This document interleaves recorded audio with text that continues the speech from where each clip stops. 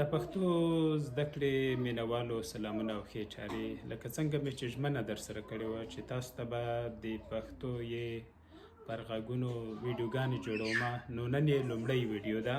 دغه یې چې تاسو یې وینئ، دې ته ځینې خلک نرمه یې وایي، څوک یې ساده یې بولي، څوک یې بېټکو یې بولي. اوله خبره دا ده چې که چیرې کومه کلمه ای آواز ولري یا له یې نه مخکې توری زور ولري، نو هغه کې بېټکو یې راځي. سړی، منګی، لرګی، پلی، کمکی، دغه ټول چې وګورئ د هر یې نه مخکې زور راغلی. مثلا سړی کې ډې زور لري، منګی کې ګاب زور لري، لرګی کې ګاب زور لري، پلی کې لام زور لري، کمکی کې کاب زور لري.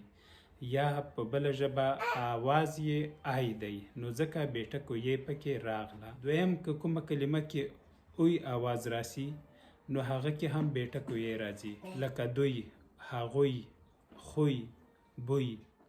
ګوره دغه یې نه مخکې چې دا آواز څه راغلی؟ اوی راغلی. نو دغسې نورې کلمې هم کوي چې دا ډول آواز لري، تاسو یې په بېټکو یې سره لیکلی سئ. او دریم هغه کلمې دي چې اوی آواز ده، یو اوی ده بل اوی. اوس لکه لوی، زوی، ګرځندوی، څارندوی. نو دغه کې اوی آواز راغلی، ځکه پوهانو منلې ده چې کومو کلمو کې اوی آواز هم راسي، نو بېټکو یې سره لیکل کیږي. دغسې کلمې که نورې تاسو پیدا کوئ، همدې قاعدې ته په پام یې په هغه یې لیکئ چې ټکي نه غواړي یا ساده یې بلل کیږي.